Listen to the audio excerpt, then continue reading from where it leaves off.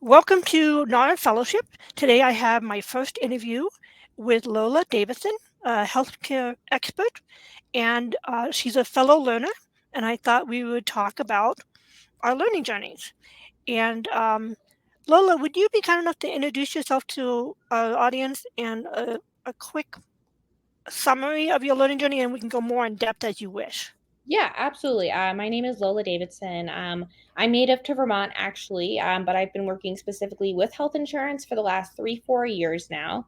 Health insurance, people probably don't know this. It's more of like a trade almost, where there's not a specific degree or a really specific learning process. It's more of a mentorship, if you will, in the specific area of insurance that you're pursuing. Um, so I specifically chose health insurance and I work pretty much exclusively with health and life insurance. Very cool. So, what is your learning journey? Um, let's let's I'm kind of I know everybody has like regular school, but sometimes some people are homeschooled, some people are like public school or whatever. What was your journey, and how did you become interested in learning, and what areas of learning do you enjoy in addition to healthcare? Honestly, I thought I was probably going to end up a lawyer or some kind of doctor. Oh, I just went to public school. I actually graduated high school a year early. oh, And then I went to college for a semester, and it just wasn't right for me. I had a lot of trouble with the fact that I was going to be so far in debt with something that a career that I wasn't really happy with. mm, And I just kind of slowly started trying new things and trying different industries. And that's how I got into health insurance. But as far as public school, I was a very good student, but English and history are my bread and butter to this day. If I could pick only two things to learn about, that's what it would be. cool, very cool. So, um, do you just mostly focus on? I know when we chatted, had coffee together, you are also interested in writing. Did you do a lot of learning on writing or just mostly learning by doing writing? So interesting. The way that I am, I'm not like I wouldn't say like a visual learner per se, or like I can hear it and learn. I have to do it and learn. So a lot of the writing was just trial and error. What worked? I do a lot of creative writing just for myself to kind of help me process things or make business plans or just kind of schedule out my day. But I've explored copywriting a bit as well, and it really is just for me at least trial and error to get to a point where I'm happy with a finished product. Very cool. My eyes are sometimes watering and sometimes they're dry, Oh my so gosh, my I'm like, allergies are terrible. yeah. So if we need to take a break and pause so you can blow your nose, totally okay. I'm just gonna like mess with my eyes and stuff. You are all good. Okay, cool. Um, a lot of people are very much about learning by doing. So you didn't really read a lot of books or read some books. You just might figured stuff out and probably articles online or something. Or Yeah, I actually love reading. I feel like a lot of people that learn by doing don't typically like reading because it involves sitting down and not Mhm. really doing anything else. But I've always been a really big bookworm. I believe that for me personally, one of the ways that I learn best is going out of my way to kind of find the information that I want and what I think is interesting. Mm, So if I need to learn how to do taxes, I'll go get a book on the taxes I need to do, or fix something on the car that's kind of just general. I'll get a book on it, or just little things like that, like cooking, I'll get a book on. But writing, yeah, that one was trial and error. I've always wow. been all right at it, but specifically like when you're writing advertisements or things tailored to a specific audience that you're especially getting paid for, Mm, you've got to be a little bit more specific and on top of it, I feel like for sure. yeah, that sounds cool. So what are the benefits that you found by doing learning by doing, and some of the benefits of like uh, because do you so some learners are physical and mental. So some people I have some people who like one lady is into pole dancing, and another person I'm hoping that I can get is a parkour instructor. Um, do you have any physical activities that help you kind of like uh, met, mental downtime while you do the physical activity and then you do the mental stuff? Do you have anything like that? Yeah, absolutely. Physical activity has always been really important to me. I've personally always been a hater of team sports for Oh, whatever reason. I just like to kind of go against myself. So when I was younger, until I was about 18, I did MMA. So just karate, jujitsu, kickboxing along those lines. And now I've switched to yoga as I've gotten a little bit older, and it really just helps me decompress and kind of remind myself that the world's not ending because I maybe didn't get something done today that I wanted to do, or right. I'm stressed out about something, just to really like keep myself in check so I don't get so carried away with everything. Cool. Yeah, that's awesome. I'm not a very physical person. I do a little bit of biking, but I haven't biked for about a year now. I need to actually fill the tire on the bike, the air. Um, but because of my vision and health reasons, I've always kind of been more mental on like Yeah. a I do dishes. That's my physical Oh my sport. gosh, no, I agree with that totally. That's why I do yoga instead of like running. I hate cardio. You will never ever catch me like lifting weights or doing cardio ever. It's pretty much all like light stretching. I go to like the old person yoga where you just like Oh, stretch in a warm room and call it a day. yeah, that sounds good. That Or sounds like good. hiking. I do have 2 dogs, so we'll take them. My fiance and I will take them hiking every Oh, now and again, or camping. But yeah, nice. no cardio for me. I'm all good. Cool.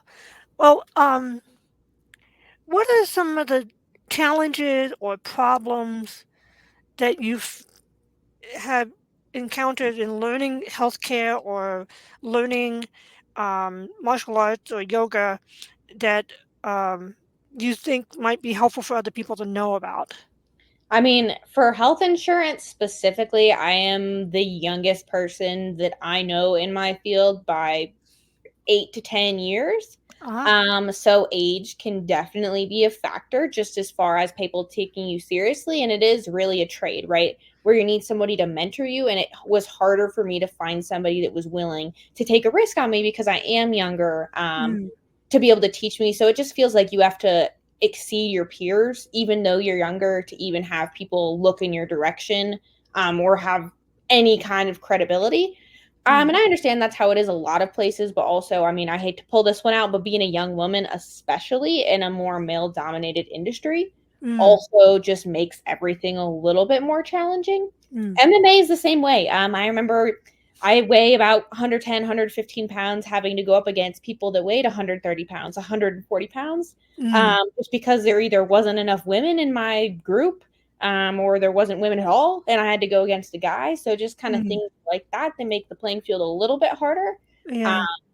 but I also think that that's just motivation to be a little bit better than everybody else and maybe look at things from a different perspective than you may have to if you didn't have those challenges. Yeah. Sometimes we learn better dealing with hardships and suffering, and we gain a wisdom through that. Um, so if everything is on equal playing field, life is not equal. Right, exactly, You know, exactly, and and then, so, when but you do yeah, overcome obstacles, you also get a amount of respect for people being like, "Hey, I yeah, know that must have been a little bit harder for you, like, good yeah. for you." So, I think it was all worth it in the end. Let me let me kind of take a side trail Yeah. and follow the mentoring stuff because that's something I'm interested in learning more about. My father worked in media production and he was an actor, writer, director, and he basically mentored my brother and me not to be actors, writers, directors, but in life and media production and in writing and all that kind of stuff. And um, I, I've talked to a few people having coffee with them about mentorship and I don't know if you might be able to shine a light on what is good mentorship, what is bad mentorship, what are some things that people did in their mentoring of you that really helped? Um, any thoughts on mentorship as a learning path? Oh, Um, yeah, I mean, that would be absolutely, interesting. so I've actually had a couple different mentors, and right now, well, now my currently business partner, no longer mentor. We work so well together that we just went into business together. Mm, But finding someone that has the same values as you. So I know that I got into health insurance to try to get people quality and affordable health care. My mm, goal wasn't to do, millions of dollars in life insurance, or, work with companies that have hundreds or thousand employees. It's very small local, people first space, really caring about the client, Mm. and about their situation, and being available to help them, and finding somebody that has that same kind of mindset that you're looking for and that Oh. can advise you on that path, I think is what makes all the difference. Because you can have the best, professional in the world. They can be the best at what they do. But if their goal is to be this national multi-bulk brokerage, corporation that takes care of hundreds of thousands of clients and does everything over Zoom, that wouldn't be a good fit for me because it's not what I enjoy personally. Mm. I think that's a big part of it. I think another part of mentorship is having somebody that you respect and that treats people the way that you believe people should be treated. It's Mm. very hard to work under somebody or learn from somebody if you're like, I would never talk to somebody that way, or I would never have ever handled a situation that way, but also realizing that you don't know everything, Mm. and maybe looking at things like, a little bit differently and taking that person's word and having that trust there, when you don't know what to do because you're still learning. Mm. Um, but I would say mostly having the same values for sure. Sure. What now some people, um, how how has your mentors, what did they what so, like, what's an example of a lesson or, um, wisdom that they passed on to you? How did they teach that to you that you were able to absorb it?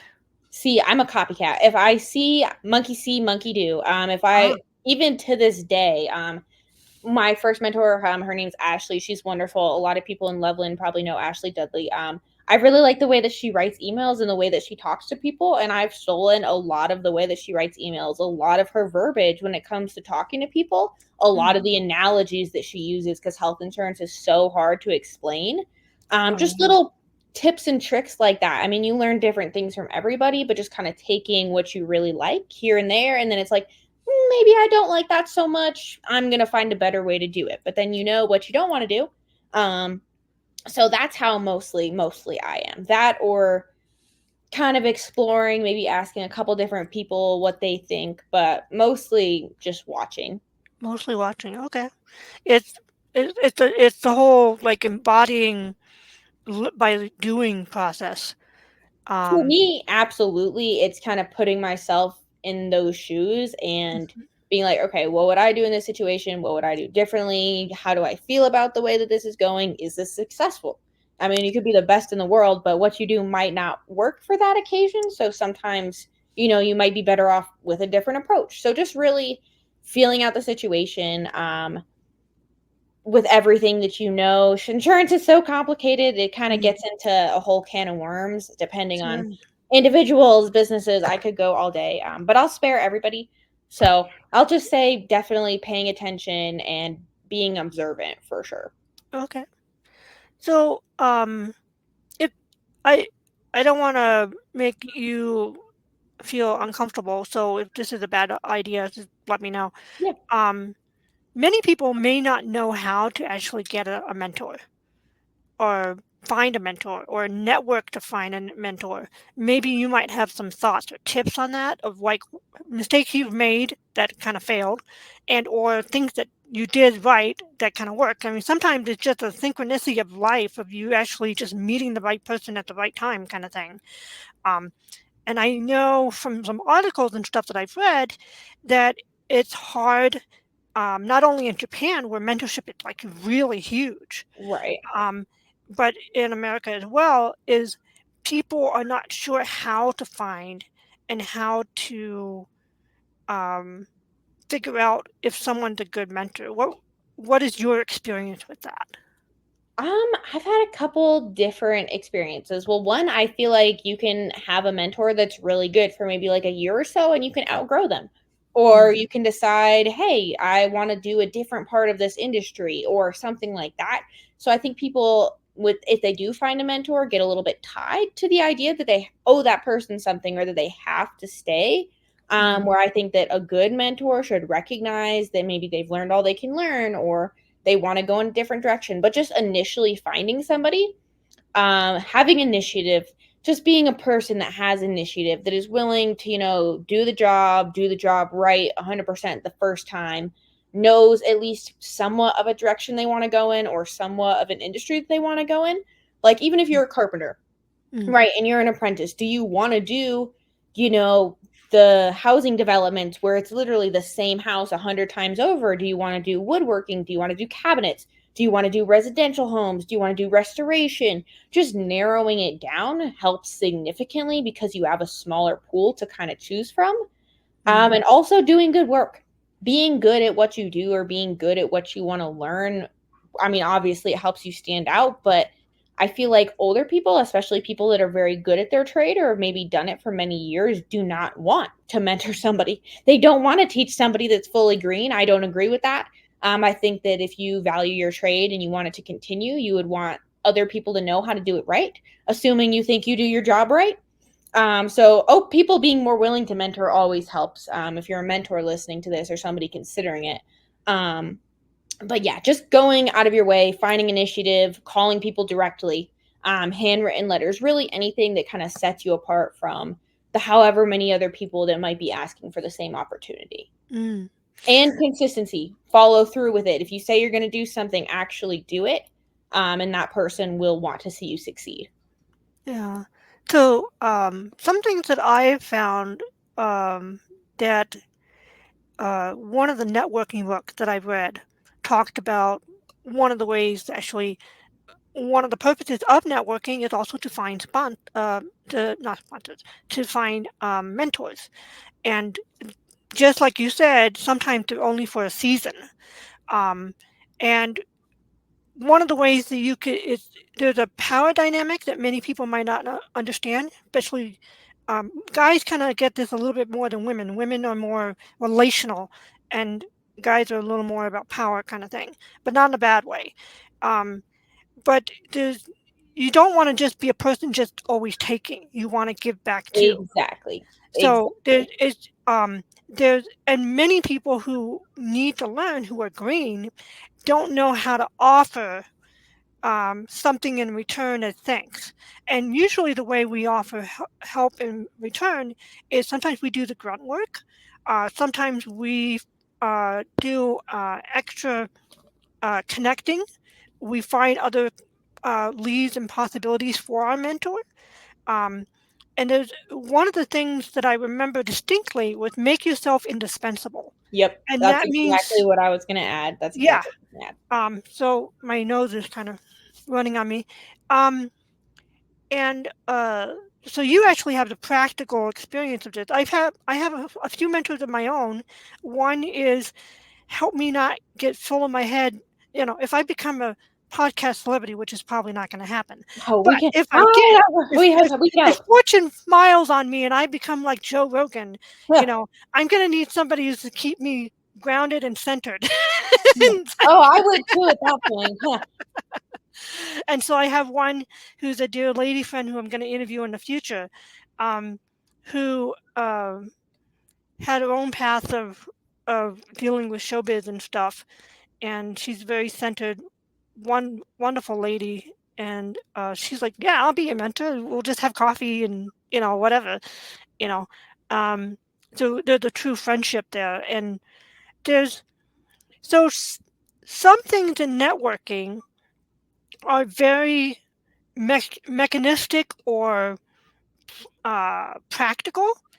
There's this, so there's I think I'm not sure if this is right, but Pascal, I think, said something about, or somebody said something about the spirit of geometry and the spirit of finesse.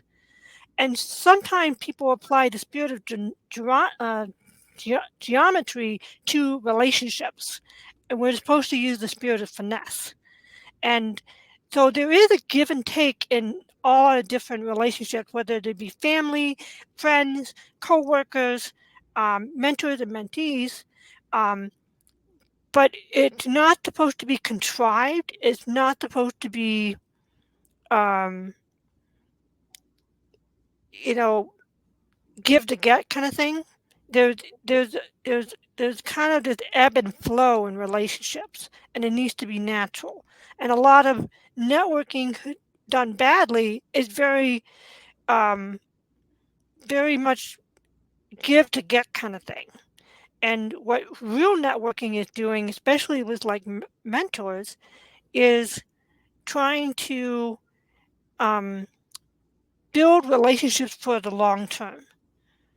And so you networking and building mentorships with people, they all become part of your network, and you can always talk to them in the future about whatever, and then you see opportunities or things that might interest them, and you email them like, hey, there's this conference going on, it looks like something you might be interested in. You might not want to go, but this is here, For sure. so you're always keeping people as, it's like social media. It's like, oh, you have a friend who loves pumpkin spice, and so you find all these pumpkin spice memes and you send it to that friend. It's Right. the same kind of principle.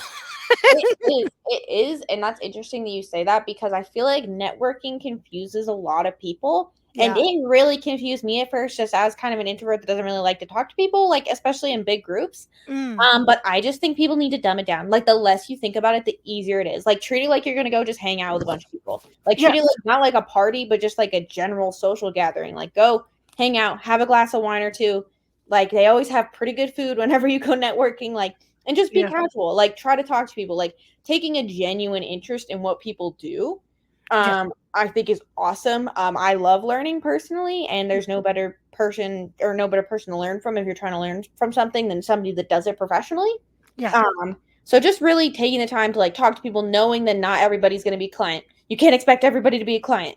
I think a lot of people go into that and just like you said, ask and ask and ask. Oh, will you do this? Oh, do you know anybody? Da, da, da, da, da. Yeah. And I think that especially kind of plays in with mentors. Like I've always wanted to help my mentors because I know that they took a chance on me, and I Mhm. know that they're risking their reputation being associated with me. So I best do a good job, or else this is not going to be good for either of us. Right. Um, so just yeah, again, acknowledging that relationship and using more of a finesse and like a person-centered approach versus just trying to get what you want. And Cool. I think that that's really critical if you're trying to find a mentor as well. Thank you very much. What you said something about how you love to learn, and for me, I just love actually discovering new things. I don't remember stuff as well, so like actually remembering lots of stuff that dates and things like that. I loved history, but I just could never remember the dates of when what happened. but Right. Yeah. but it was always a topic that I always been fascinated by. Um, but I think I was actually doing on it, and it's one of the questions I want to ask you is I really enjoy learning because it's discovering something new and fresh and different. Um, and usually of a topic of interest to me. Um, but what do you think you enjoy learning? Why do you think you enjoy learning? That's a really good question. My entire life, I've always been called a very, very old soul. I feel like, and I've always wanted to understand things. Like, I like to know why things work. Like, even Mm, like fans, water pumps, like even mechanical stuff. I just like recipes. Why does bread rise? Why do muffins rise? Like, I don't know. Like, I think it just helps you understand the context of the world around you, and mhm, just gives you a better. I mean, we're gonna be here for hopefully a while on this earth. I'd like to yeah, learn as much as I can, make my life a little bit easier in the process, just knowing, doesn't hurt to know things, right? right. Um, but no, I also think it's just a genuine curiosity. Like I love Mhm, talking to clients. I love figuring out, where they're from, do they have any dogs? What do they do for fun? yeah. Just just things like that. And it does, I feel like, definitely keep the day from getting monotonous if you can learn. People learn things every day, but if you can go out of your way to learn things, I feel like it makes the day go by faster and you're feeling like you accomplished more. Cool. Yeah, So thank you. that's me personally, but Yeah. So, what did you find, like, either in healthcare or um, the martial arts or the yoga, or maybe just like finding out how to dough rise? What did you find like the stumbling block or obstacle in the way, and how did you figure your way over it? Um, some things like for me personally, like math, for instance, like I don't hate math. It just takes me longer to understand it. Like I can Mm, do it. It's just going to take me a little bit longer to get there. And I feel like being able to realize that and then having the patience to like go through the steps to learn something. Like I'm not mhm, a very good baker. I'm not a very good cook. But I try and I get better. I know it's probably going to take me a little bit longer than somebody who's naturally good at it. Mm, But over the years have developed a patience to where I'm okay with, not being perfect at everything right off the bat and enjoying the process. If mm, it's a little bit harder to learn something or harder to do something at first and not getting discouraged. Uh, mm. Cool. Um, so out of curiosity, there's some like the big podcasters have like Blinkist or I forget what the other book review site is, but there's these resources of like you can get summaries of the books and you know if it's an old book that you've read that you don't want to take the time to read again, you can sign up for the subscription and you give you know book report, and it's not just a book report. It's like what you learn in each chapter, kind of thing, as a summary, okay. kind of Yeah. thing. Like, okay. And I'm blanking. I think it's called one of them. I think it's called short form or something. But are there anything like that you found helpful in your learning journey of different things that you like to learn about or need to Um, learn about? I love libraries. I wish everybody had a library card. I think everybody should have a library card. In Colorado, you can print stuff for free, which is also awesome. I've never met anybody with a printer that actually works all the time. Um, Yes. use your libraries. It doesn't cost any money. If you're a student trying to learn something, if you don't have a lot of money and you're trying to learn something, if you don't want to spend hundreds of dollars on books that you're gonna read once, or you just want to summarize something, or I mean, libraries have everything. You can order books, it's free. I highly recommend checking any kind of library out near you, even university libraries, anything like that, for sure. Digitally, Quizlet's pretty awesome. Oh. Just across the board, I had to take my insurance test. I have to do over 30 to 50 hours of training every single year to keep up with my certifications. Quizlet's a Oh. lifesaver. It helps me brush up and just kind of keep information fresh, while Mm, also being able to easily consume new facts and things like that without getting because if you look up just health insurance laws, you could spend literally years reading through every single small fine print nonsense. So that just summarizes it down for me. mm, Um, but either of those for sure. cool. I'm a big library fan, and I joined a nearby college's library. I have like two books on medieval learning that I'm reading through. It's kind of there's secondary. One's like more of a third reference, and the other one is a secondary reference, and it's a lot to chew on. They're more academic than I'm used to. Oh, I bet. I I never bet. finished college, and so I was like, I'm just kind of learning because enjoy it. I'm involved with an organization called the SCA, which is the Society of Creative Anachronism, which is a medieval reenactment and education organization, and it's really fun. They do fighting in armor and all that kind of Yeah, stuff. I've seen those. Those are super cool. Yeah, and so I thought, what I'll do is I'm not gonna. I have like one of the things that they warned me about is if you become a member, you start accumulating lots of stuff, and I'm like, I already have storage units. I have to declutter. I can't. I'll be a learner. I'll Right, just learn stuff. That'll be right. safe. I can just borrow books from the university library. No problem. That's what I'll do, and and it's fun. Um, and so one of the things I've learned in the medieval books is one of them talks about the Christian Academy and how the like the overarching theme, and I can't remember the details, but one thing that sticks in my head is each epoch or century had different influences that shaped and shifted how education was done throughout the ages from the 600s BC to the 20th century.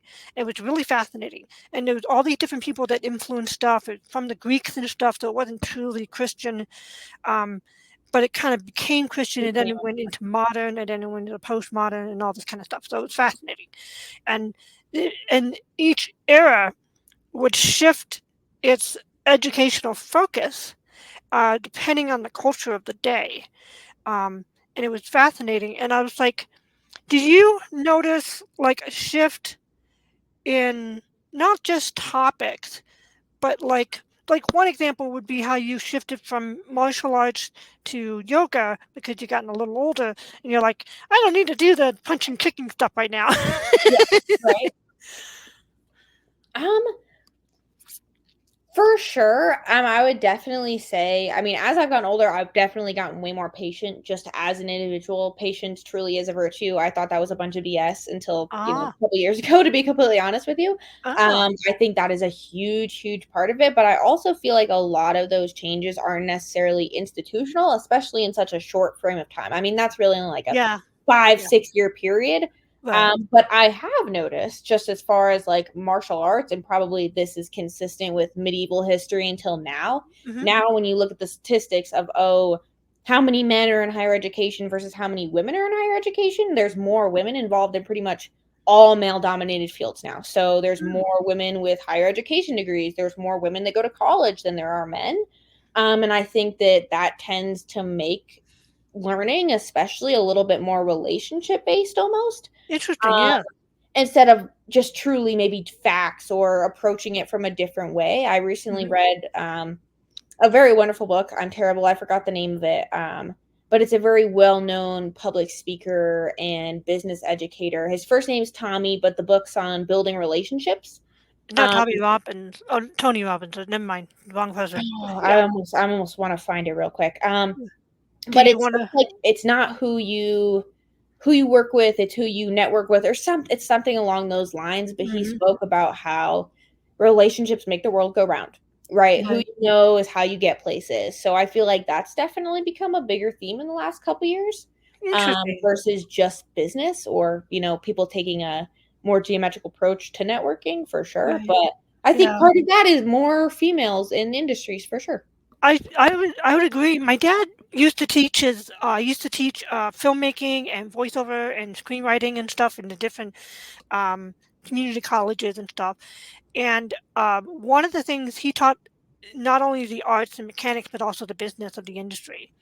And one of the things he talked about networking was in show business is not who you know and who knows you. He would joke, a lot of people know me and don't want to work with me. But he says it's who you trust and who trusts you. Absolutely, And absolutely. it's based on that relationship thing. And he had a lot of friends and allies, and he was a very gentle person, a very uh, generous person, and he just loved people. So he's pretty much an extrovert. Um, but he would need time to decompress after teaching a class and stuff. Right. But so I learned some principles of networking from him, and then I kind of filled up more nuance from the different books I've read. I tried to network, and I found you on Alignable, so that was really cool. And I thought this is an interesting lady. I got to get to know her, and so we had coffee, and then, I'm like, you got to come on my show. Oh So, my gosh, okay, same. I was so excited. I was so so excited. But no, Alignable is how I found some of my favorite clients. I've even made a lot of friends off of Alignable. cool. But that's because I'm not a big group networking person. I'd rather Mm, reach out to somebody individually and meet them for coffee. I just feel like it's a little bit more valuable. yeah, Your full attention's focused. I prepare a list of questions to ask people, generally speaking. cool. Just because that way I don't have to think of it on the spot. Yeah. But no, absolutely. I've met some very wonderful and interesting people through specifically like one-on-one conversations, I would say. Yeah, I tend to do better individually. I have like vision and hearing. I'm not wearing my glasses because people can't see my eyes. I've been told I can't see your eyes. I'm like, okay, I won't wear the glasses. I'll just go like this when I need to read the buttons. Right, yeah. Um, but I also have hearing aids, and when I'm in a loud, crowded room, it's kind of hard for me to network because I'm getting the sound of the room. My hearing aids do help have like a mode that kind of shifts, makes it a little bit easier, but Right. they're hearing aids. They can't select stuff like Yeah, they're brain. not magic. They're They just make medical sound come devices. They're out. not magical devices. Yeah. So I actually do like talking people one on one or in small groups. Um, and I have a group of friends I hang out with on Friday nights. They call themselves the Geek Family Night, and, Oh, I remember this. and so we're a bunch of geeks. We're geeks, nerds, and dorks, so we're, like, cool. It's fine. Um, and, they're a great bunch of people, but on Friday nights, the group has gotten so large, it's like 12 or 13 people, I have trouble hearing what's going on. So sometimes I need to like withdraw to an area where it's a little and then have little what we call coffee chats, with like Right? one or two people, and it makes it a lot easier to I mean, understand. And it's kind of nicer because you can there's a nice buzz, energy to a large gathering that I think a lot of extroverts kind of thrive on. I'm yeah. just one of the exceptions where I'm kind of an extrovert, but I'm also because of my hearing and vision issues, I tend to like more meaningful connections, like the one-on-ones or the few people at a time kind of thing. Um, what are some of the questions that you have come up with that help you in your networking or dealing with clients and stuff to just kind of like build that bridge Um, relationally?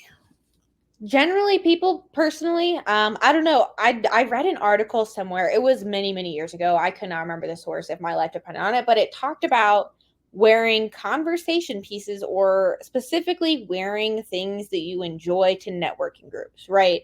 And that I really liked because I don't really like to just go up and start talking to people, but I were like, I love cats. I love any animals really. I love reading. I love hiking. I'm from, Vermont, upstate New York. So I'll Mhm. wear specific things where people be like, oh, I really like your shirt. I love cats. I have a cat. Or I read that book that's on your shirt. Or just things like that. Or if you notice something about somebody like, oh my gosh, I love turtles. This girl has turtle earrings on. Like, that's super cool. I'm going to go say something. Like, Yeah, just like looking for similarities, I feel like always really helps. I also try to work with industries that I enjoy, right? So I really love animals. So most of my clients are veterinarians, animal shelters. interesting. I feel like you just kind of click with people that you have similar interests in. If I Yeah. like sports, I'd probably go for like sports management, maybe like chiropractic clients, like things like that. Mhm. Just people that you can really kind of connect with and you think you might be able to talk to or relate to each other on a deeper level instead of just like, oh, what's your business about? Like that's awesome. Like those are all good questions. Don't get me wrong. People love to talk about their businesses. Never met somebody that hasn't had a business and didn't like to talk about it. But I also think people really appreciate when you notice like the small things like that. Yeah. So that's what I go for. It makes it pretty easy for me to. That's very wise. Yeah. I don't always pick that stuff up, but sometimes it's like I'll see someone with a beautiful blouse or, you know, um, an interesting briefcase that's different that I haven't seen before. I'm like, that's really cool. And they Right, talk about like, where did you find that? And there's usually a story behind it. right. Usually.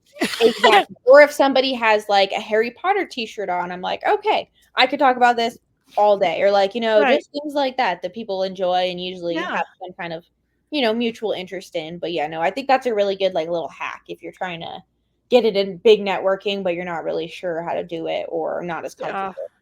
I really enjoy having like more meaningful conversations with people Absolutely. that Yeah. are a little bit deeper than just the surface level, how's the weather kind of thing. Yeah. Um, and I understand the need for it. It's kind of a good, safe conversation barrier to like showing that you're friendly and you're not like touching somebody too personally kind of thing. There's certain levels of intimacy that one goes through. And the chit chat is a certain level of like being friendly without, you know, intruding, on Oh, more personal details. absolutely. I don't know. Maybe this is just me, but like personally, I would rather somebody ask me like a more personal question. Like it doesn't bother me personally just because I'm a very open person. I know not everybody's like that, but Yeah. I would rather have you ask me pretty much anything other than like how's the weather. Like, Right. like Yeah. I just have an appreciation for it. Not everybody's like that, so it's generally safer to like feel it out first. Yeah. But also if you like I mean, I think bigger the risk, bigger the reward, right? So if you're talking to Yeah. somebody and you really want to connect with them and you're like, hey, you're going to ask a little bit of a deeper question and they're okay with it, like you're Yeah. kind of automatically on that level, if you will. Um, Yeah. so, I mean, and if somebody's not comfortable with that, maybe you wouldn't have gotten along anyway, or, just a different personality. Like, I mean, most people I feel like don't get too offended or anything like that, especially nowadays, especially a Yeah. little bit younger people. I Mm, feel like you're generally pretty safe as long as you're being respectful. mm, Even touchy questions. Um, I work a lot, and I don't want to get too much into this, but I work a lot with the LGBT community. And mhm, I know people like I have to ask a lot of health questions. mm, That's just the way it is. That's insurance. I have to ask those questions. Doesn't mean it's comfortable for anybody, but the more not even delicate you are, but the more understanding you are and respectful of that person, the more they're going to be okay answering questions and the more they might not, like be the most comfortable, but they're going to appreciate the fact that you're asking in a very respectful way.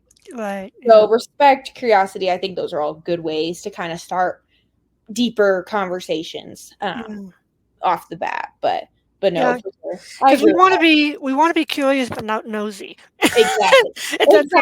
If it's like balance. a Yeah, perfect stranger, I don't even know if I know enough about your life to be nosy, you know? yeah, Like I don't yeah, even know, like, like where do you live? Like I'm not gonna ask that, but like yeah, where are you from, right, any of those things. But yeah, no, for sure. yeah. So, just if you don't mind, I should have asked you before, but are you originally from Loveland, Colorado, or are you from another state, or how did that work? Yeah, so I'm from like Vermont, upstate New York area, so just Okay, like mostly northern East Coast. I moved out to Colorado 3-ish years ago, two, okay. 3-ish years ago, and then moved to Loveland and then went from Loveland to Fort Collins. Okay. And I might be going to Southern Wyoming in the next couple years, Oh, looking okay. at houses, but no, I really like this kind of area, NoCo, Southern Wyoming, a lot. Cool. Do you travel a lot to meet different people and stuff? I do. So I actually work the whole state of Wyoming and from northern Colorado to Denver and all the way Wow. east out to like Sterling Brush area.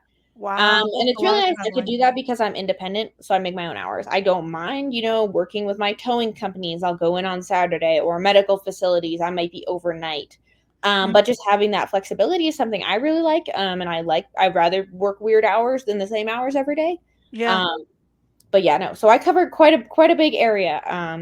There's quite a health gap in Wyoming, especially once you get into more rural areas. Oh, There's interesting. not a ton of people that are willing to drive out there to go see a couple people. Oh, Return on investment obviously isn't as high as if you worked in Denver or exclusively in a major city. mm, Um, it just goes I don't personally, that doesn't bother me. I'm very mission oriented. My goal is affordable, accessible healthcare. If I have to drive a couple hours to help somebody get that's not otherwise going to be able to get that care, I'm mhm. more than happy to do so. That's cool. Um, which is just again how I operate a little bit differently, and you can't obviously hold everybody to that expectation. Yeah. But yeah, so I cover quite a big area now. Cool. Wow, that's amazing. Um, do you like listen to podcasts or audiobooks on the way or Sometimes I love Crime Junkie. I love my Oh, true crime podcast, but I'll get paranoid, so I gotta like chill out on that and switch it to music every once in a while. yeah. Too much true crime will go to your head, as I've learned, especially when you're like driving in rural areas. You're like, please don't let my car break down. Please don't let my car break down. You get all creeped out at like gas Yeah. stations and stuff. But no, Yeah. I like NPR. Finding Your Mind, I believe is what it's called, but it kind of breaks down psychology and also like neuroscience in one Interesting. because I feel like psychology can get a little out there sometimes. I like how the neuroscience kind of grounds everything back. I like Ah. that one a lot. And then audiobooks, I cannot hop on board with. I don't know why. I feel like they read too slow for me. Don't know. Oh, I don't know. I'd just rather read it myself. mm, But yeah, a lot of podcasts and music. cool. Do you, do you listen to any healthcare ones to kind of stay on top of what's going on in the industry, or That's just so like I already know this stuff? Oh, that's really interesting. So there's honestly, if anybody could give me a good podcast on health insurance, Jeb Blount. He's a marketing and sales guy. He works in health insurance, but he's much more sales tactics and how to talk to people and how to network than it is like what's happening this year for Medicare. What are deductibles going to be? What are the new out of pocket maxes? Are there any things that you can't do this year that you could do this year? Or, vice versa. Because I mean, health insurance regulations change every single year. So I have to do so many certifications and things like that to stay on top of it. By the time I get through a 30-hour certification, I do not want to hear any more about health insurance, to be Oh, honest with you. Like the yeah, last thing I want to do is sit in a car and listen to those same regulations that I just mandatorily had to go through. yeah. Um, especially while I'm driving. I probably fall asleep, but yeah, if anybody ever made a health insurance podcast and made it interesting to listen to, and had good information, I would love that. Oh, cool. I just have not found one yet, unfortunately. Okay. Yeah, that's a very niche It's thing. very I niche always and want to say niche, but it's niche, it's niche, and I'm and like, there's so many different ways to go about it. So, like, I do 65 and up healthcare. I do Medicare, Medicaid, small business benefits, individual benefits, marketplace healthcare, life insurance. So I'm kind of, got a finger in every pie where a lot of people will just do life insurance or they'll just do 65 and up or they'll, just do business or they'll just do individual. mm, So I can also spread myself out more. So it's just a little bit harder to find something that kind of ties all those together because not a lot of people want to take on that much learning and information all the time. mm. Um, but yeah, like I said, if anybody has any suggestions, I would love to hear them. Cool. Well, what we'll do is we'll put Lola's contact information in the description below. So please feel free to contact her. Reasonable hours, of course, um, and to shoot out any podcast or healthcare questions or anything like that. I have two thoughts. One, um, there's a group of guys who call themselves the Category Pirates. Yeah, Category Pirates, and they take branding to a whole new level. Um, and they're very much about creating your own category, not just branding. And Really?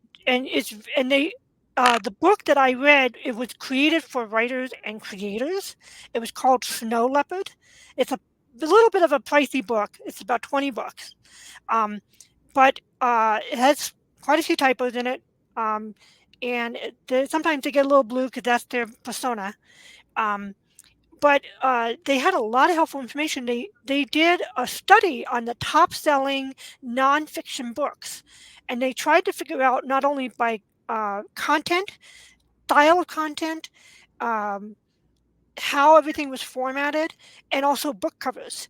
Um, and they figured out there was like four different types of experts.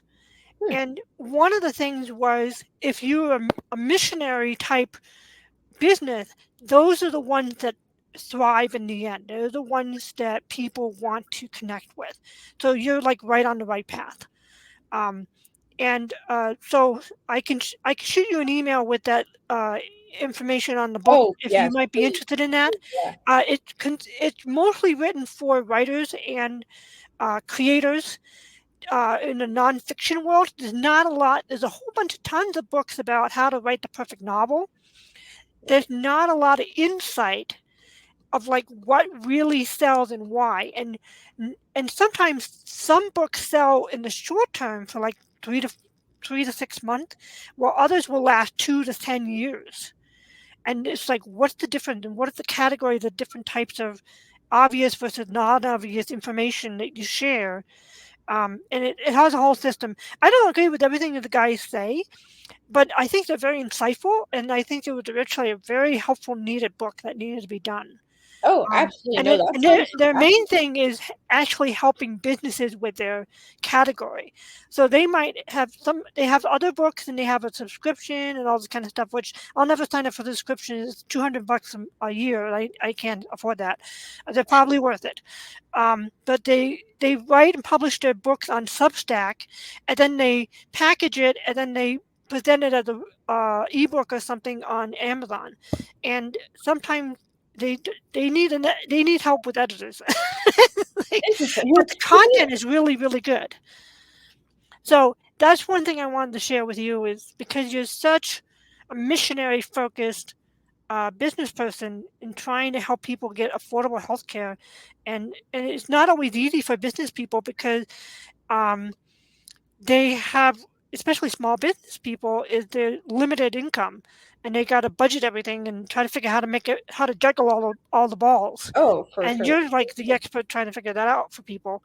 Um, the other thing you were talking about, you ended up on something. Uh, what was it? Um, Podcasts and something else. I forgot what the second thing That's I was okay. going to I ask was you. just trying to think of what I said. I can't even remember what else I said. Yeah. Well, you can rewind and find out later. We can't do that. Um, but one of the things I wanted to ask you, and I'm trying to remember what it was, is um, a lot of my viewers are probably content creators and or fellow learners of different ilks, different stripes, um, and they probably would like to know how you juggle an irregular schedule and doing your mandatory training as well as any extra training that you do. How do you balance that? Because I'm kind of different. I'm a caregiver. My family all have health and things, so I have some downtime during set times when I need to do meals and cleaning and all that kind of stuff, and laundry or whatnot. Um, but not some people they they live minute to minute. Things are going on, and they're trying to like figure out how to squeeze stuff in. So you sound like you're like you have the best your flexibility to determine your own schedule, which also means that you actually do stuff when you're supposed to do stuff Yeah. So instead of that your is schedule demanding it. So yeah, so that is always, and I was a manager for a Fortune 500 company for a little bit, and I was hiring and training people, and it was a fully commissioned, 1099 job where you have to get yourself up in the morning. You got to make your own day. You got to. I've just always been a person that hates running on other people's schedule. I truly believe that there's no secret. I honestly think it's a learned skill that you just kind of perfect, but I do think that you have to be a person that's maybe okay with not knowing what you're doing next week, Mhm, and that's not going to stress you out or send you over the edge. I love that. I love being able to be like, okay, I have a client calls me, they're like, hey, can you talk to me on Sunday for 15 minutes because I have da da da da. Like, yeah, that doesn't bother me, whatever. But I'm going to take Tuesday off. I'm working Sunday.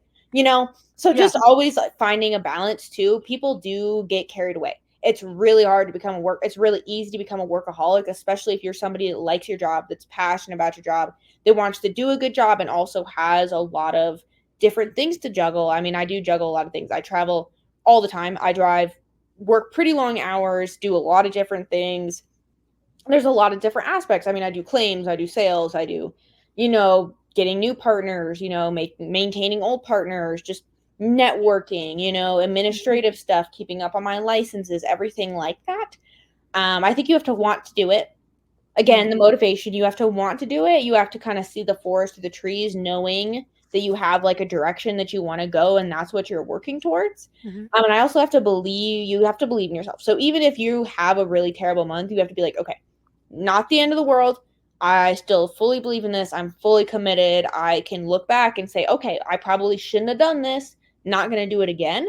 Um, just being really willing to make errors, fix them, being a flexible person in general, I think is really the most important part.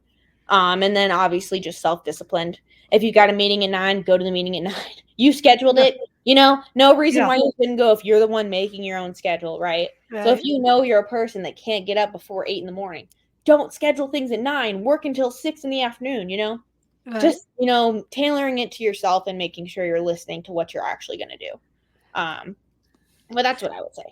Do you? I know I used to work in media production, so it was always a whirlwind of activity. The only days that people didn't want to talk to us was Christmas and Thanksgiving. So Mhm. we had those days off most of the time. Right, yeah. That's pretty And so standard. it's like, so we were always like, we were always going everywhere, doing everything kind of thing.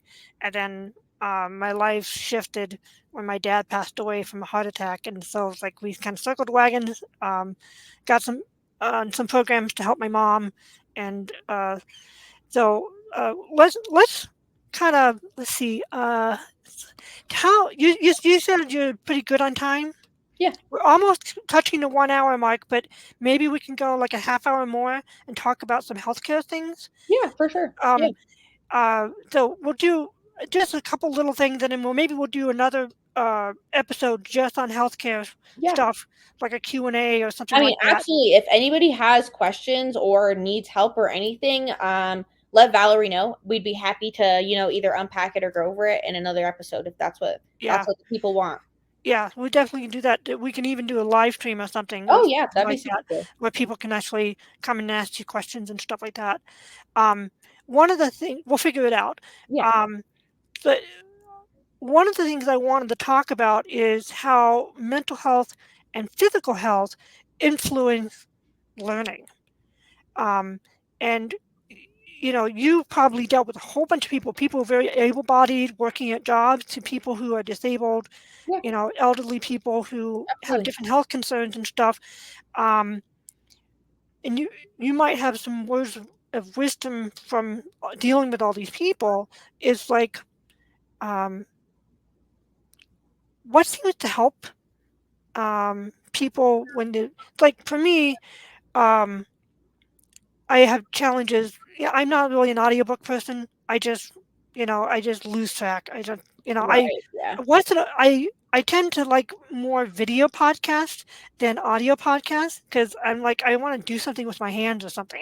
Right. No, I um, agree with that for and 100%. but if I'm watching somebody talk, I've got that eye connection, and I'm like, okay, they're You here will. with me, but Yeah. they're not. Right. Um, but uh, what are some thoughts you have?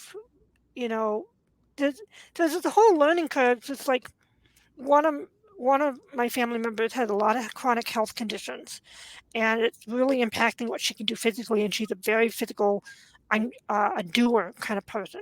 So it's very challenging learning the shift to more of a sedentary, you know, do only what she can do kind of thing. Um, what are some of the things that help that some of your people who are dealing with that kind of situation transition over from being a very physically able person to a physically disabled person? Yeah, for sure. So first thing I want to say is I am physically able-bodied, so I do not have, any kind of physical disabilities or anything like that. So I can't speak from personal experience. I can only speak from, the people that I've talked to, either clients, personal family members, people like that. But the people that I do know and that have gone through very, very traumatic or serious changes, whether it is PTSD or it's loss of a limb or it's even an autoimmune disease that can have very, very negative, crippling effects on somebody's body. The people I know, whether they're seniors, young people living with, MS, things like that, infertility, really any health struggle, I feel like people feeling that they are still important is a huge thing, that they are still confident in the person that they are. So knowing that no matter what happens, you're still a good person and you still want the best for people and you want to make a positive contribution to the world, Mhm. and knowing that maybe you are truly limited. I mean, I'm not going to say you could do whatever you want, everybody could do, you could go to the moon if you want. Yeah. That's not life. That's not realistic. But knowing that you're still a good person, that you're able to make positive changes in the community, knowing that you're always going to, you're going to have bad days, but you're going to, try to make them better. Just Mhm. having that sense of hope and knowing everybody is connected. I fully believe that. Everybody's connected to the earth. I believe that the earth cares for everybody. Just treating, everybody the same way that you would. Maybe it's you can't do this, but maybe you can do this instead. I mean, just really kind of maintaining a positive, not like even just a positive outlook. Again, you're gonna have bad days. Life can suck sometimes. That is the way it is, especially when you're living in pain or you have a chronic injury or you aren't allowed to do the things that you used to love. Just remembering you have a community, people are there for each other, there's people that care about you, and that you're still an important individual. Mm. um, I would say is probably the biggest things I've noticed. So, one of the mental challenges is for me, healthcare is kind of like math, and it's a whole maze of like information. And I am like, so one of the things I'm struggling to find out right now, and I need to like, my mom is with Kaiser, but she has Medicare and Medicaid, and I'm sure that's very common for not the Medicare and Medicaid thing for a lot of older people, but she has severe hearing loss. So I maybe I'll just ask you right now is, um, does Medicaid cover hearing aids in Colorado? That is a great question. Unfortunately, it depends. Okay. So let me look at the exact legislation real fast that from my own notes. That way, I can give you And um, and you can contact percentage. me later if you want, or if you want to have an answer for the video, we can So pause and let you look. Medicare. So this is another thing I think people accidentally confuse all the time. Even people in the industry will get words mixed up frequently. Medicare is for 65 and up, right? So that's where hearing aids get covered. That's where, more things tailored toward an older demographic get covered. So if you're Ah, looking for coverages like that, you're going to want to look through Medicare.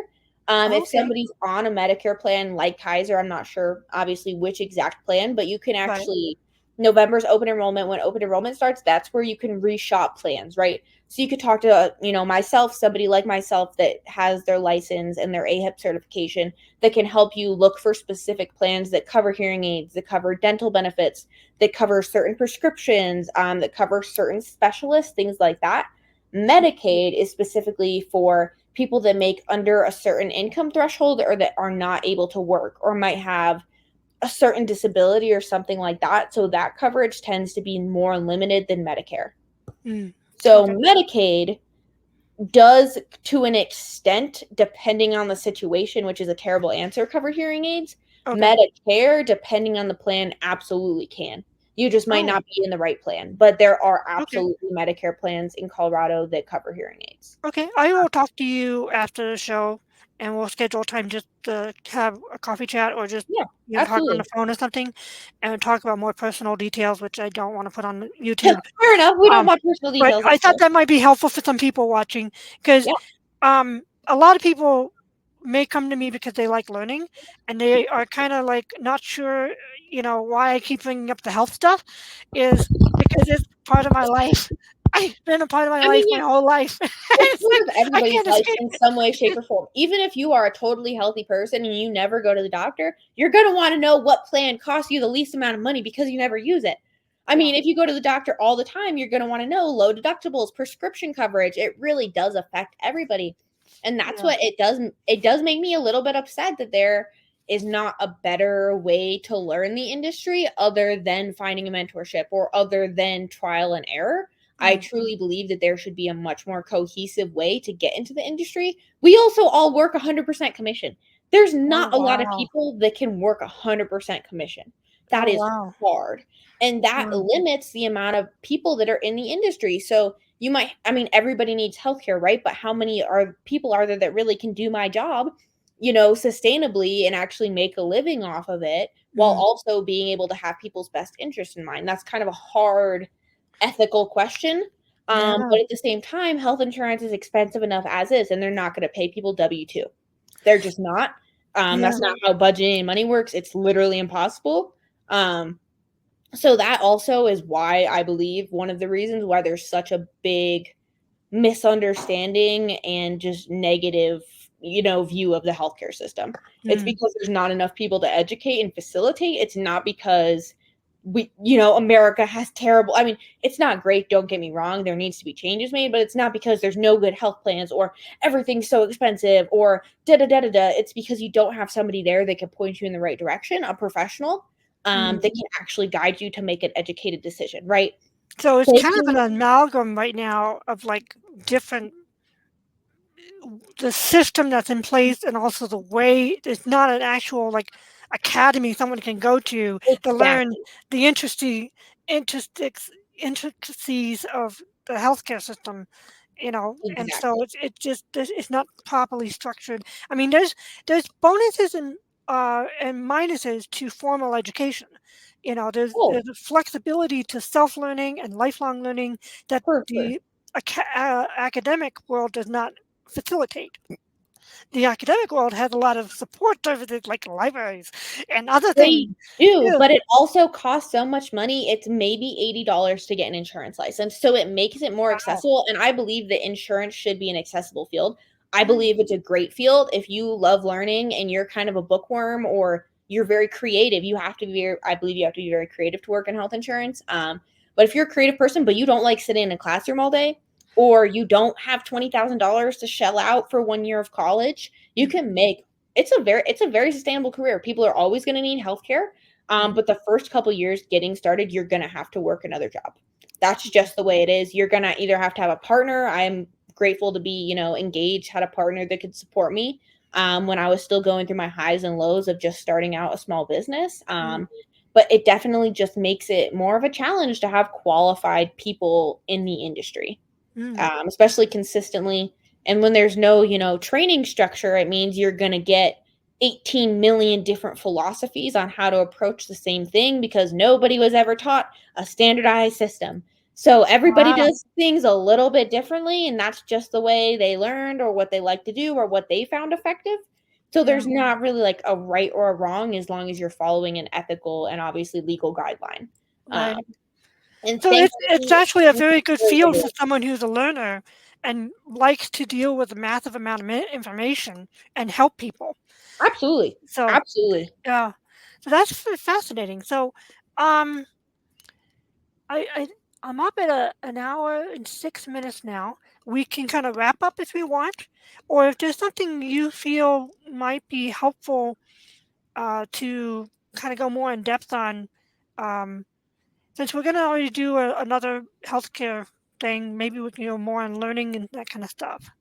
Yeah, absolutely. I'd honestly love to hear if anybody does have feedback. I'd love to hear people's feedback and then kind of devote that into a totally, healthcare power centered episode just because I will talk all day about Yeah, healthcare. And I'd sure. probably make somebody listen to like a 2.5 hour podcast if we did continue on that Yeah, subject. yeah. It's also it's very hard to talk about without getting into a whole can of worms because everything, it's not a simple thing. It doesn't make any sense. Whoever It, designed it, it's not. It's full of a lot of nuance because it is. There's always a whenever catch there's people 22. involved, there's a lot of nuance and complexity, and you got all these different types of health illnesses. You got all these different kinds of medicines. You got all these different types of Well, physical I aids. mean, You know, absolutely, and it's all been revolutionized. Even, I don't remember the exact year the Affordable Health Care Act was, Obama issued that, but I believe it was I know it was early 2000s. mhm. Healthcare before the Affordable Care Act versus after the Affordable Care Act is not the same thing. It is totally different. So people that started in the industry 30 years ago had to entirely relearn a profession to an extent Wow. because so many things changed, even year to year. For example, Medicare in the last couple years, they've made it so that you can't reach out to people or you have to have people sign what's called a scope of appointment, basically saying that they give you permission for them to contact you so that seniors don't get taken advantage of. I think those are great laws, Oh. but those are just nuances that, people have to, relearn and be familiar with. They could change that next year. They could change it in 5 years. Mm, It's just so ever changing, and it's so new. I think mm, people forget that, you know, England's been around for a very, very long time. They've had a lot more time for trial and error in healthcare systems than America has. You mm, know, we're a very young country. This is, I believe, part of the problem solving. I do believe it'll get better with age, as most things do. mm, But as of right now, I definitely think it should be a top concern for people. Definitely something that people advocate more for changing. mm, And just be involved. Go to your mm, local health departments. Those people will listen to you because they don't want to be bothered. If anything else, if enough people go to you and start bothering you, you're more apt to do something. mm, Um, that's just the way it is. So I would mm. encourage people, if you're totally against the healthcare system, want it changed in a certain way, it's not working for you, go out of your way to learn a little bit, do some research, talk to somebody, instead of just kind of sitting there where you're at. I think that would benefit everybody. I'm thinking of a book that was written by a gentleman who was a learner. He was interviewed in a book about self learners, and I'm blanking on the gentleman's name in his book, but it's basically, I think it's something like the title of "Don't Get Sick in America" or something. And Mhm. he's he had it's not MS, but it's something like that. And he went through this whole big learning curve of dealing with hospitals and doctors' offices and insurance companies and all that. It's a very short book, and it's very low cost. It's like $2 or $3, and he's doing it as a help people, you know, who are totally unfamiliar with the healthcare system to navigate the system.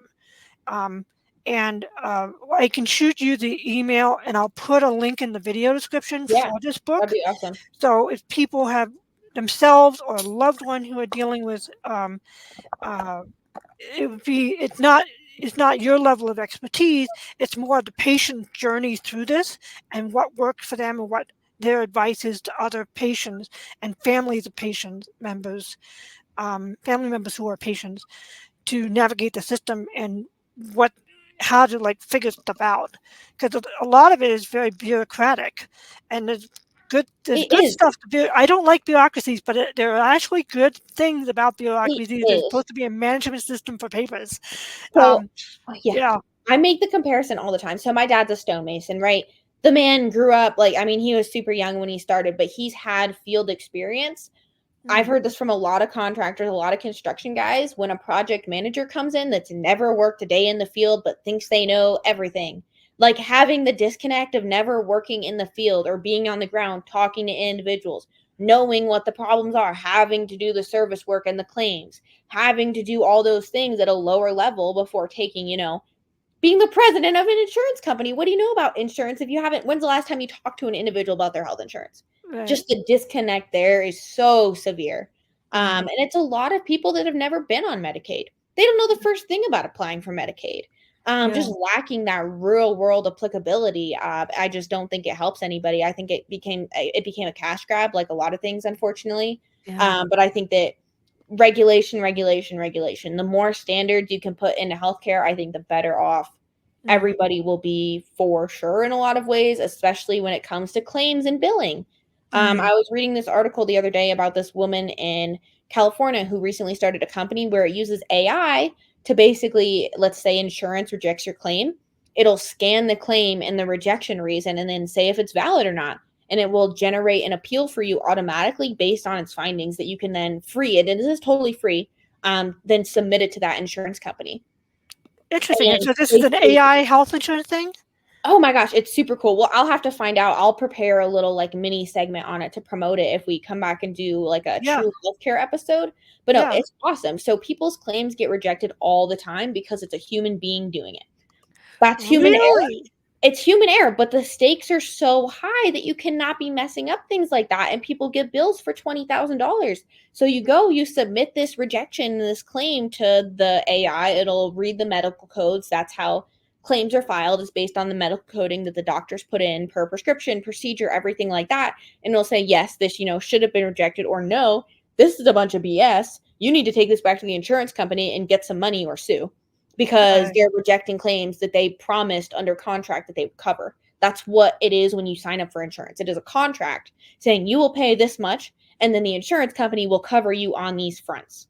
And a lot of Um, people either don't have the resources, don't know how to write an appeal. I don't know how to write an appeal off the top of my head. That's something I'd have to look up to get it perfect. mm, Don't have the time. You've got 4 kids and you've got medical bills left and right that are getting denied. You don't have the time to sit down at a kitchen countertop and go through medical coding. That's not yeah. realistic. It's just Yeah. not. So programs like that, I think, are awesome. I think we're going to be seeing more of that. I would love to see more of that. But yeah, no, unfortunately, I believe a lot of the problems just come down to human error. Um, Interesting. You think it's a combination of like, you know, um, you know, I don't know what.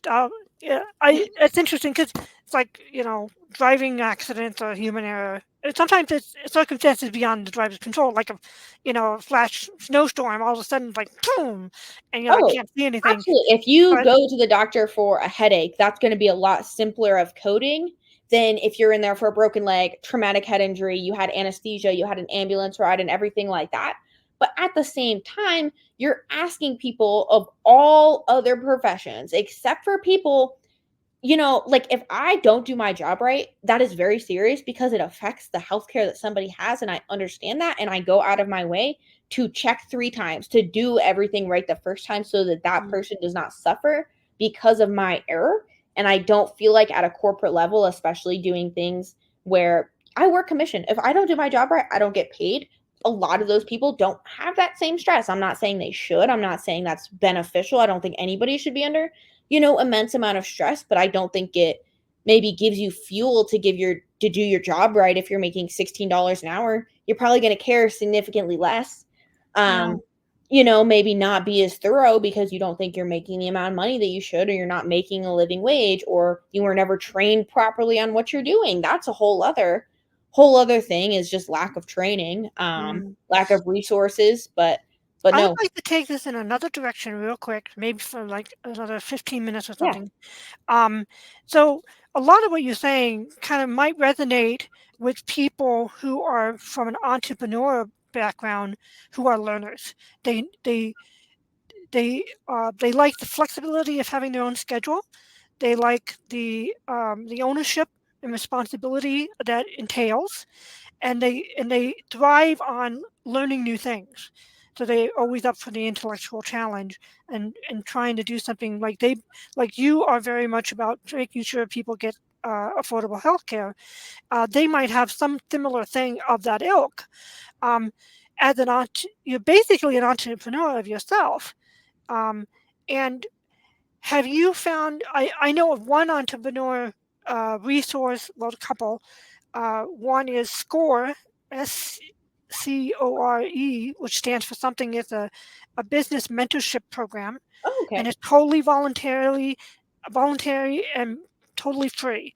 So if you can't find a mentor, they might be able to connect you with a mentor of for free and all that kind of stuff. And then your local small business development center also has free consulting that you can get. It's paid for by tax dollars to help you in whatever your thing is. Um, and so those are two resources that I know of for entrepreneurs that need mentorship or or consulting, but they don't have the budget for it. Um, what are some of the small business or uh, entrepreneur type things that you have found helpful for you in your journey in your work? Honestly, I mean, it's kind of like we were talking about earlier, where some nonfiction books sell and some nonfiction books don't. I believe that there is just a general format or formula for advertisements that work really well. I think that there is kind of a formula when you break it. I mean, I know there's a formula. When you break things down, there's always a formula. But if you see something working for somebody else that's in your same industry, there's a good chance that that's a good starting point. That's Mm, at least good inspiration to kind of kick you off the ground. Like, who are they talking to? What are they saying? Is this working? Obviously, this is a successful company that's been around for a while, so they've got to mm, have, some amount of success. mm, Um, but the other thing, especially, and kind of back to the mentorship, because I feel like this is a big part of that, just accessible mentorship. People that want their business to grow want to train people themselves to do the job right.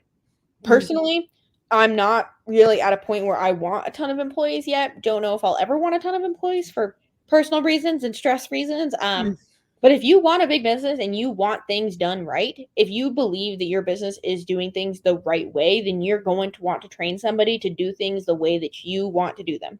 So finding somebody that really believes in their business and wants to share things, and then also somebody that wants to grow, maybe somebody that's not on the verge of retirement would be the best option, because they're probably a little bit over it. Um, just realistically, having done because the something, shift of the industry sometimes. yeah, Yeah, that uh, because there's an ebb and flow that goes on. They have a lot of wisdom and principles that probably would be very um, applicable for with the shifting tides of time. So they would understand things from that dynamic. But the current stuff, like I used to work in media production for 30 years with my dad and my brother and uh, and my mom was my dad's writing partner. But I've been out of the industry for over 13, 14 years. A lot has changed in the right. industry that I just don't know, and I was never that technical, so the Mhm, technical stuff has shifted dramatically. So mhm. there's that there's that disconnect of not knowing the current stuff in the industry, but I know the timeless truth. Oh, So I could like help somebody who really wants to get into business and tell them the principles of actually how to break into show business and actually make a living at it. It's the same lifestyle. It's a hand to mouth, um, work 24/7 kind of deal.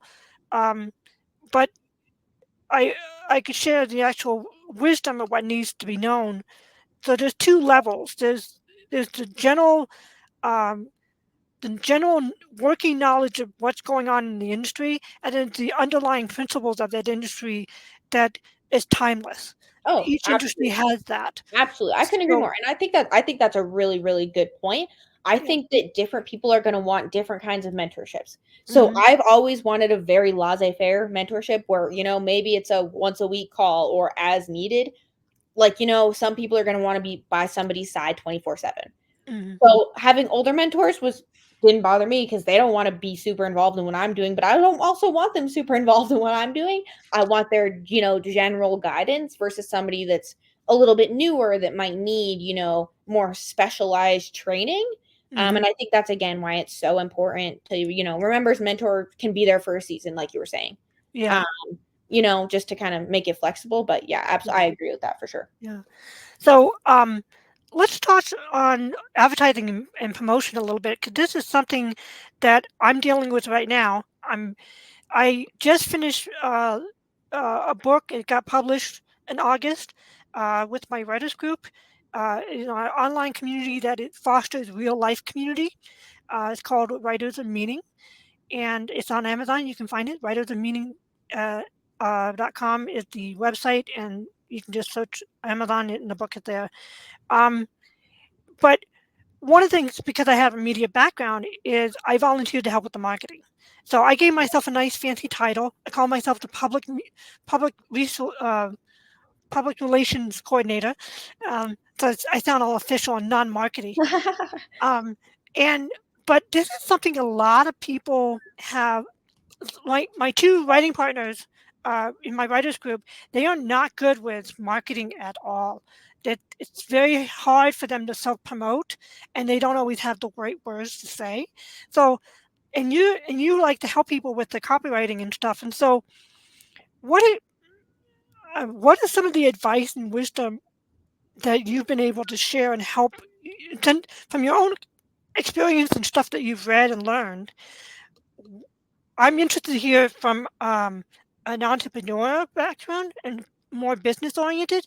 I'm more from the media and showbiz, publishing industry. So I'd like to hear more your stuff since I have you on the show. Yeah. Oh no, absolutely. I'd love to talk about this. So I'm also very nerdy. Keep in mind, not everybody is gonna be like, "Oh yeah, that's a great idea. That seems so fun." Most people, I don't think, would think the things that I think are fun. Yeah. But like, I think everybody's probably had at least one time in their life where they've seen an advertisement and they've been like, "Damn, that's a really good advertisement." And you've also seen some ads that are like, wow, I would not go to that place for $1 million. That sucks. Like, do better. Yeah. I think noticing what advertisements appeal to you and what generally appeal to the public are really helpful. Mhm. I also think, again, industry. There's ads that work better for certain industries. Coupons work really well for mechanics. A free diagnostic exam is going to bring a mechanic in money. There's always something wrong with a car. That's just facts. There's always something wrong with a vehicle. If you bring it in to get checked, they're going to find something and you're probably going to get it fixed. And you're probably just going to get it fixed there because you already brought your car there. Right. So just things like that. But also, like, health insurance is a very intimate topic. It's a very individualized topic, which it was very hard for me to market to I work with literally newborn babies to people that are on in retirement homes. Like, Mhm. there's just such a broad demographic that it was mostly about my mission and not the products that I work with. So Mhm. my mission is affordable, quality healthcare. It doesn't matter how old you are. It doesn't matter, your beliefs, whatever. That's not what I'm going for. It's just, hey, if you're, sick of somebody that's corporate that doesn't have the time to sit down with you and be like, hey, what doctors do you like? What prescriptions do you have? What do you need? Then, might be a good fit. If you don't care and you just want to get on the cheapest thing humanly possible and go through a Zoom call or go through a payroll company, then that's probably going to appeal more to you. But I also think people make a mistake trying to advertise to such a big pool. If you cast a big net, you might get a lot of things, but you're probably gonna need a lot of shoes. Like, the more niche you are with your marketing, the more likely it's appeal to specific people that want to work with you. Mhm. Um, so a lot of my marketing is very fun. It's very lighthearted. It's not very serious, but at the same time, like, most of my marketing is like, hey, don't drive like a maniac on I-25. If you're going to, maybe you should look at some life insurance. You drive all crazy, it's only a matter of time. You know, like, it's not a bad idea, man. You can look at the statistics yourself, but like, just things like that. Or like, do you play a lot of sports? Do you go hiking? Those are things that you need to think about. Are you planning on having a baby in the future? That's something, to consider, that kind of draws people, like catches people. Oh, yeah, I hike all the time. What is, how could this help me? Or, yeah, I Mm, actually am planning to have a baby. How does this help me? Or, yeah, actually, I really need help with copywriting my business. My email sales aren't looking too good. It might be worth, getting a free consultation with somebody just to go over my email sales. Or something like that. But I would really like, this sounds weird, but I like to make an avatar. And I've read a book on this and I've watched a course on this too. It's not my original idea. An avatar of your ideal client.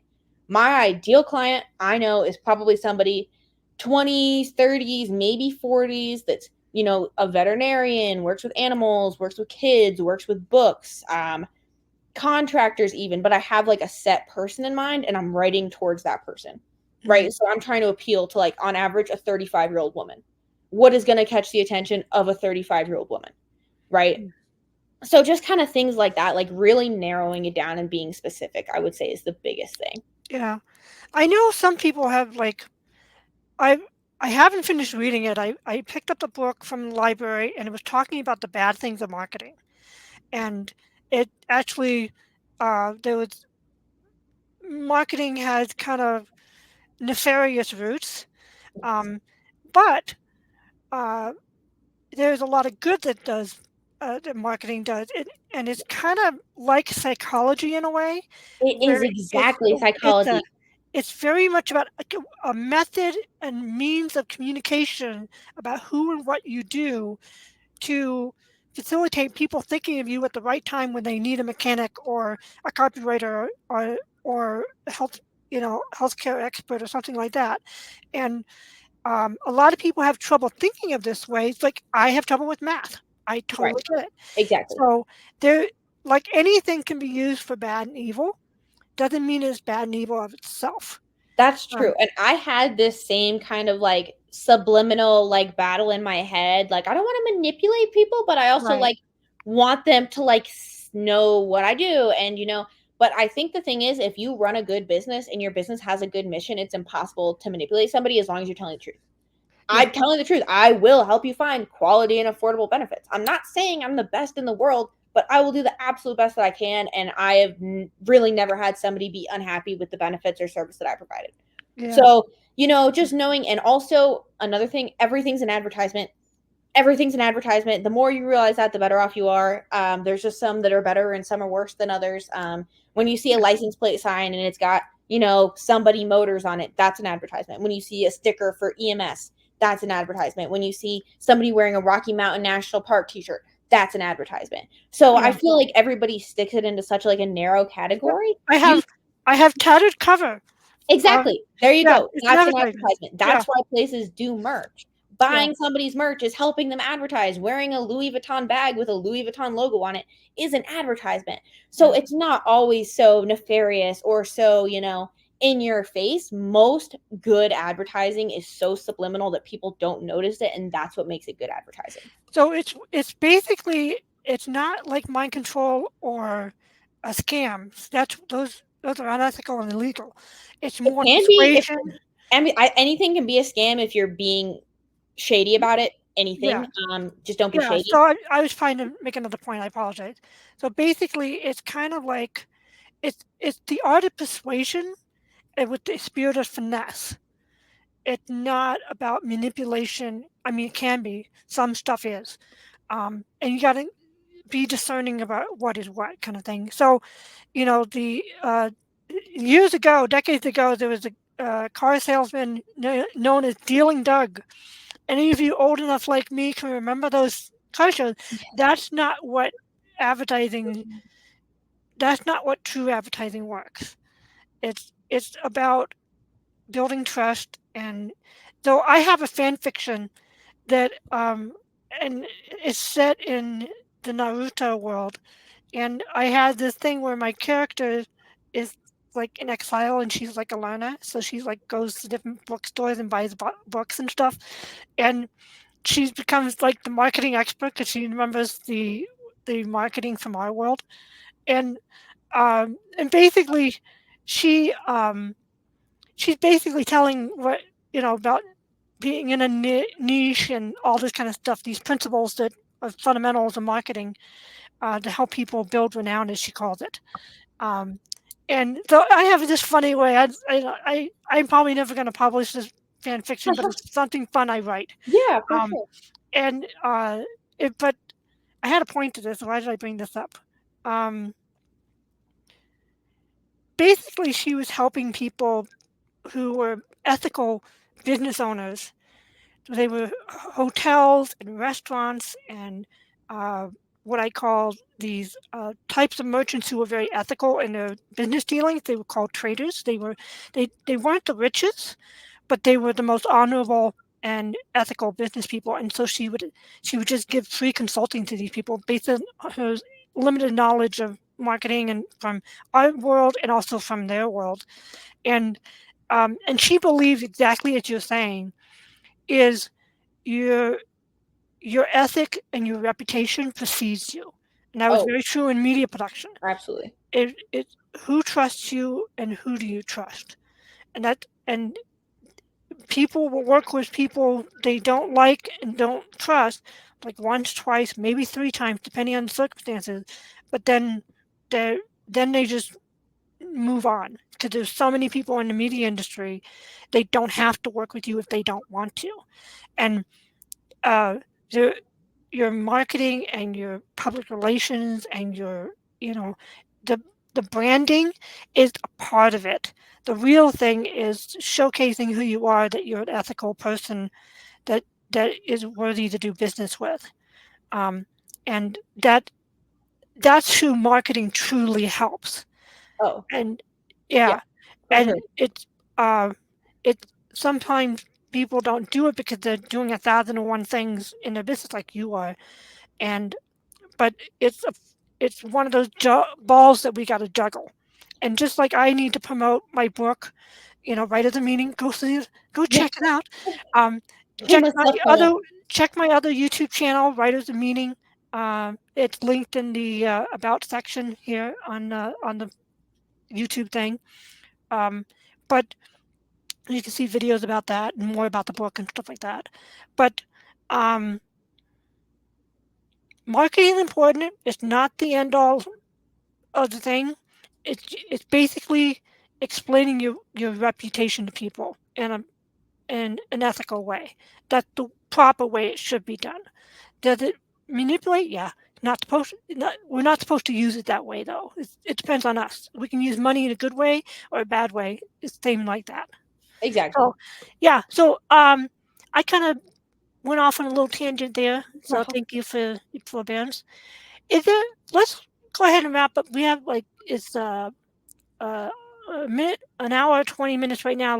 Like kind of ended up in Yeah, 10 minutes or so like that. for sure. Um, what are some last thoughts, whether on learning, um, you know, running your own business as a learner, uh, things that you think might be of help, or tips and wisdom that you learned? Like one of the things you shared with patience. Yeah. It's like one of those Patience, fundamental patience, patience, core patience. virtues. So let you have some final thoughts, and then I'll wrap it everything up. Perfect. Yeah, for sure. Definitely. I think that, I mean, honestly, I believe that life is short. Don't know what happens after this, but I believe that as long as you're pursuing something that makes you happy and that you truly believe in, and this kind of ties into marketing, I want everybody to know about my business, and I have no shame in promoting myself because I believe that I'm genuinely helping people. And the more people that know that I can help them and know that I exist, that's just the more people that I can serve because that's ultimately my mission. So as long as you're living your life to the best of your ability, you're being a kind person, you're pursuing something that you have a passion in or that you believe is making a difference, I think that it's very hard to go wrong. It just might take a little bit to succeed. And that's just where patience, perseverance, and how tied to this mission are you? How much are you willing to go through within your own life to be able to make it a possibility? And how resourceful can you be? Desperation breeds innovation. Hate to say it, but the less resources you have, the more you're going to make with what you do.